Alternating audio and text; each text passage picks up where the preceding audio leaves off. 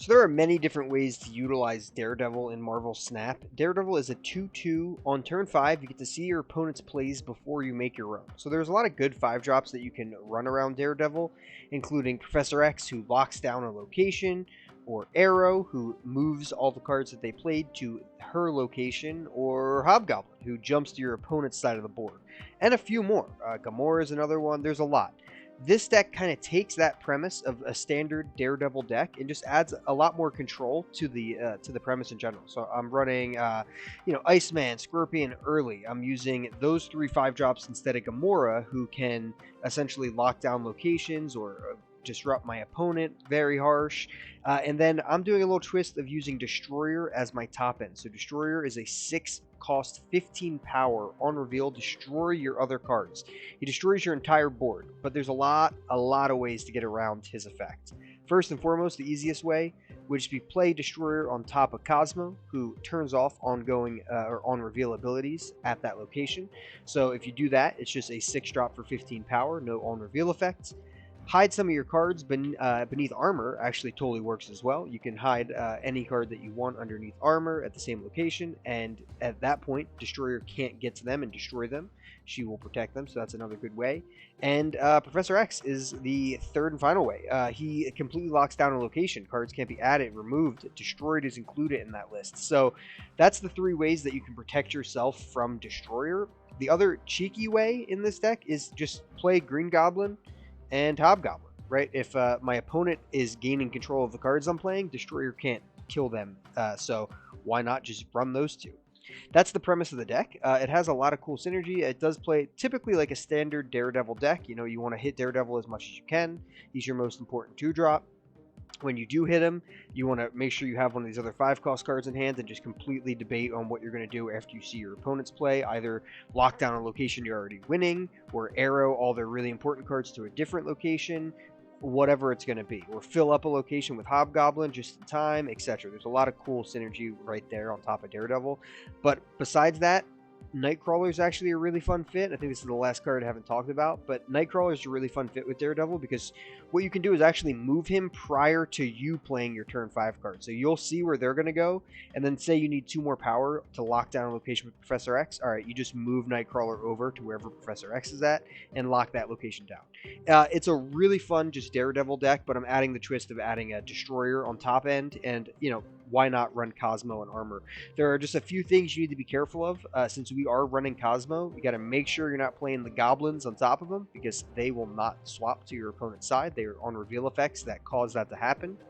So you got to really be careful of that. And then you really got to just be careful of playing Aero and turning that off with Cosmo as well. And then the fourth and final thing you really need to be careful for is just playing Destroyer and him actually wrecking your whole board, because you haven't seen any of the cards that protect your board. So make sure when you play Destroyer, you know what you're getting yourself into. All right, let's jump into some gameplay.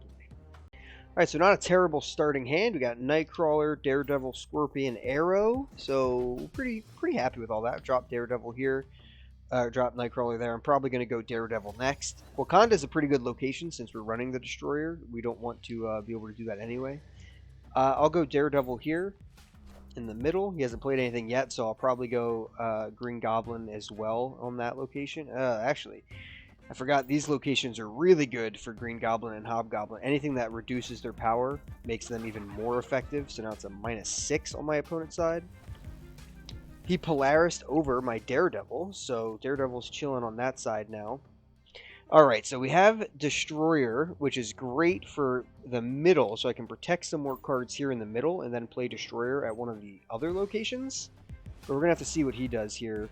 He's got Iron Fist and Vulture. Alright, so he's pushing that over. Will be an 8 power, but -3, so I'm still winning that left location, even after Vulture got pushed there. Also, just shout out, awesome Vulture variant by my opponent here. Alright, so now Daredevil comes into play. We get to see what he's going to do. He's playing Sunspot there and Lizard there. Interesting. Alright, so he's locking those things up. So I can play Hobgoblin somewhere to really lock down these locations. Or I could play Aero to force all of the cards over to one location. So if I play Aero, it moves Lizard over to this location and locks that down, but then I probably can't play Destroyer next. But if I could just play Hobgoblin on the right, and that might be enough. So I'm going to go with Aero. So she's going to push both of these cards to this side, which I'll have 4 power. That will be -3 power, and Lizard is going to be 2 power. He gained 2 power, so he still needs to get 4 more power at that location to win it. So Negative Zone is doing some serious work right here. It also filled up the left location completely, so I don't have to actually worry about like a Heimdall situation, which is good. So I will go Hobgoblin and Iceman on the right. So as long as he doesn't fill this location, Hobgoblin's going to be a 9 power swing, which is huge. And yeah, we get a retreat out of that. I was going to say, I'm feeling in a pretty good situation. And you saw we had 2 different options. We could have went Hobgoblin, but I felt like Aero just really shuts down this location, lets me win it by a lot. And Negative Zone was doing really good work with Green Goblin on that side, and Sewer System was going to do really good work with Hobgoblin. So that's a solid example of a game where you don't really need to play Destroyer, but we had him in case we needed that 15 power swing. But regardless, we take it home. All right, so we've got Daredevil, Armor, Aero, and Nightcrawler. I'll put a Nightcrawler out. I mean, I might as well take 2 Nightcrawlers on the board. I can just move him off of that position if I don't want him there later. Camp Lehigh comes out, so we get Cyclops, which is pretty good. I'm going to go Daredevil here. Green Goblin's fantastic for Sinister London. You get 2 -3s. One is going to clog Sinister London by 1 spot already, and then the other one's going to go somewhere else, and we're going to clog his board by 2 different cards, which is great. So I'm definitely going with that. So far, we just have Aero as our 5-drop. We'll see if we see Professor X or Hobgoblin. But we really like Green Goblin here. Get to push that side. Now he only has 2 more spots he can play on Sinister London, and I still have 3, technically 4, because I can just move Nightcrawler out, which is great. He's got Lockjaw though. Lockjaw is pretty good. So we can go Armor. I will go Armor, and then I'll go Sunspot over here. Actually, you know what? I will just go Sunspot right on top of this. I can still move that Nightcrawler. So that's a really big bonus playing Nightcrawler on top of Sinister London. So I'll go Armor here. It'll protect both of these locations in case I end up seeing the big boy, the Destroyer. He's got Iron Hearts coming out, so he's getting some pretty big buffs, and it's going to get Lockjawed away to Shang-Chi, which doesn't do anything right now, which is good. Alright, so we get to see what our opponent's going to do on turn 5. So we have Hobgoblin as an option, and we have Aero to just move things off. Now, if he doesn't play something on top of this Lockjaw on the left, I just drop Hobgoblin right there. It fills that spot, and then it goes somewhere else. But it's a risk if it gets to the middle as well, though. So I do have to be a little bit careful. All right, so he's going Aero over there. And he reveals first. All right, so I guess we just throw a Hobgoblin. So Aero's going to get revealed there and then be turned over. So yeah, I think we just throw a Hobgoblin down on it. And we just kind of take it for what it is. Let's see. Aero has no effect because I played my card right on top of that anyway. It comes out as Thor, but we're going to give him a fat old -8. So we're clogging his board up nicely. So we want to get the best use out of Sinister London that we can. So I want to play 2 cards here to double up. So I'm going to play Aero and Iceman here, and that will double up the use out of that, which is really nice. I mean, we ended up getting a ton of uses. And if he didn't play Aero there, we could have even got another use with Hobgoblin. But we'll take it. We're going to get a lot of uses on this card, and we'll see what happens. Aero might not have an effect on this one, but the one that she summons could have an effect. It really depends on what my opponent does. I reveal first, which feels pretty good. So Aero's going to pull things here, and then she's going to get revealed to another spot, and then pull things there. I believe that's how that interaction works. Let's see. All right, so Aero pulls the card over here, and then Aero pulls the card to the middle, so out of the Lockjaw grasp, which is pretty funny. He's got Odin, which would trigger Green Goblin, but can't. But it does trigger his Iron Heart. And he puts some power up, but not enough. So he was going for the play Odin on top of the Hobgoblin, which would have sent Hobgoblin back to my side, which would have been devastating. We got a little lucky with Aero flipping up to the middle, but that's pretty hilarious. We take that all day. All right, let's try to get one more. All right, so it looks like we got kind of the other type of strategy going, but we also hit Daredevil, so never mind. We'll take this whole hand. I was gonna say we got the Cosmo Destroyer synergy going, but drew Daredevil as well, which is great. So I'll gladly drop Daredevil here on turn 2.